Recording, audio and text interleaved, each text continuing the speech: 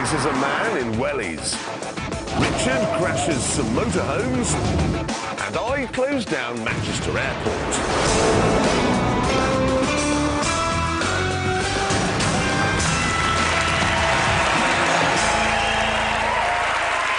Thank you very much. Thank you.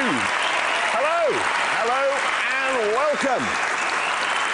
Now, in a minute, I am going to be reviewing this new Honda Civic Type R. But first, let's remind ourselves what made the old Type R such a hit, particularly among the sort of young men who have, you know, spiky product in their hair and communicate by grunting.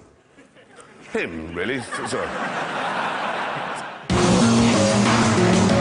To be honest, there was plenty to like about this car. Its engine spins so fast, it generates its own little gravity field, 8,000 RPM. I'm surprised it doesn't come with its own moon. There isn't that much actual power, but it makes up for that by being so urgent and so eager.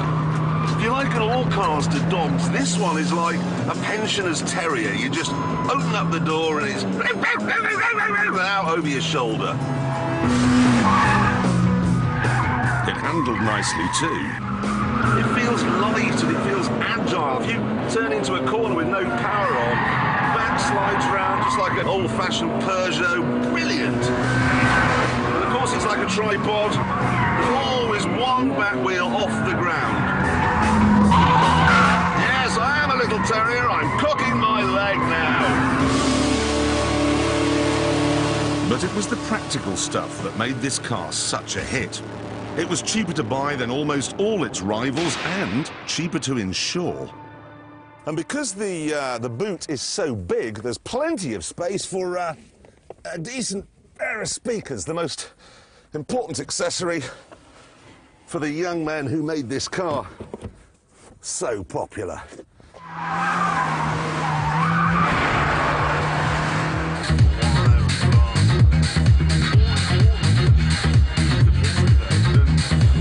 Ten pints of Stella and a dollop of chlamydia.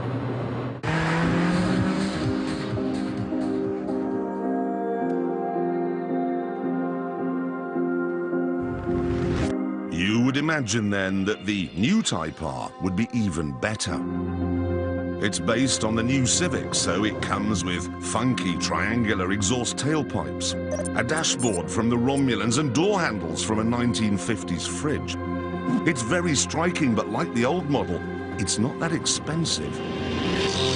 This GT version with sat-nav and various other luxuries is £18,200. Equip a Golf GTI to the same level and it would be a whopping £5,000 more. Unfortunately, however, from there on in, things start to go a bit wrong. This car is bigger and heavier than the old model. So, do you want to guess how many more horsepowers it's got? 30? 40? No. One more. Honda say that despite this is just as fast as the old car. They say it'll do 0 to 60 in 6.5 seconds, and that flat out you'll be doing 146, but from where I'm sitting, it just doesn't feel that quick. The revs just take longer. It feels like a big car with a small engine. Then there's the handling. The old car was a joy in the bends because it had fully independent rear suspension. Unfortunately, independent rear suspension is jolly expensive, so in this, it's been replaced with a simple torsion bar. Now that makes the car cheaper to make. And worse.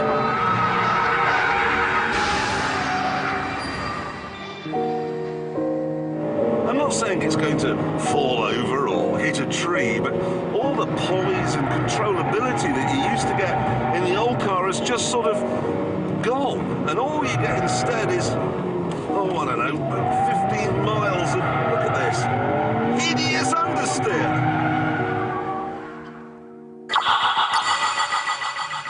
Still, let's see how this new car gets on in a race. against its dad.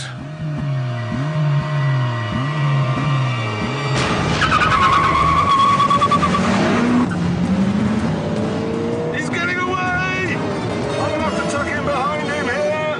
Nothing I can do. Whoa!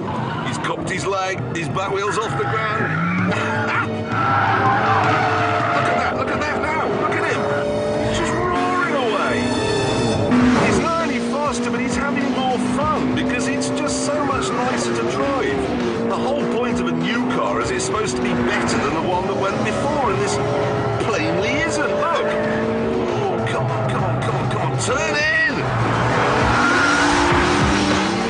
Oh, I'm really off the track there. That's just the understeer, killing the fun, killing the power, killing everything. So, it's slower than its dad, and then there's the spoiler, which goes right across the middle of the rear window. I mean, who thought that was a good idea? And while we're on the subject of not very good ideas... Can you hear that? That beep is to tell me the ignition key's still in. Why? I know the ignition key's in because I've just driven here. And then there's the seat. Instead of having a wheel here so you can infinitely adjust the backrest, you get a ratchet. So you either sit bolt upright, like you're at work, or you pull it and then you recline, like it's a chaise longue and you're a Victorian prostitute. Oh, and how's this for a brainwave, OK? You pull up, you want to get something out of the back seat, so you pull that lever, pull the seat forward, get whatever it is that you wanted, pop it back, and it assumes that in the brief moment you are out of the car, you've become Richard Hammond. Why doesn't it go back to where he left it? I mean, what were they thinking of? The worst part of this car, though, is the ride comfort. It's all right here on our smooth track, but on normal roads, it is intolerable. And it's not just me being a fat old man, I promise. Even if you're a teenager, even if you're used to sleeping on the floor at parties and being stabbed, this is completely unacceptable. You need a skeleton made of granite. I like hot hatchbacks. I always have done. But this one, it's absolutely hopeless. Mate,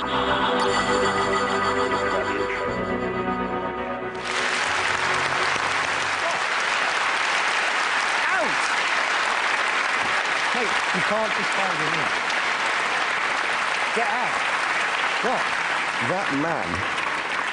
That man over there told me while we were watching that film that he's just bought one of these and I don't want to go Oh, that is awkward. Sorry. How do you feel now?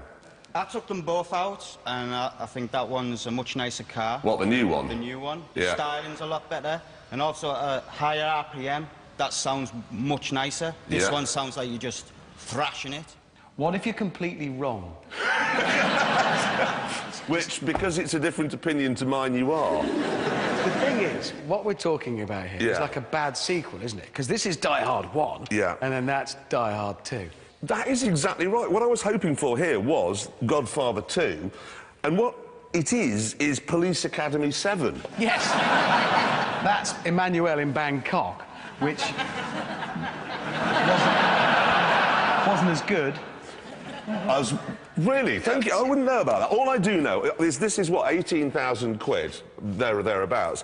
You can buy a good, tidy one of the old ones for about 10, and that's what I'd do. And it's a Honda, so it'll be as reliable as the universe. It'll go on forever. Absolutely. And we must now find out how fast it goes, or this one rather, goes round our track, and that, of course, means handing it over to our tame racing driver.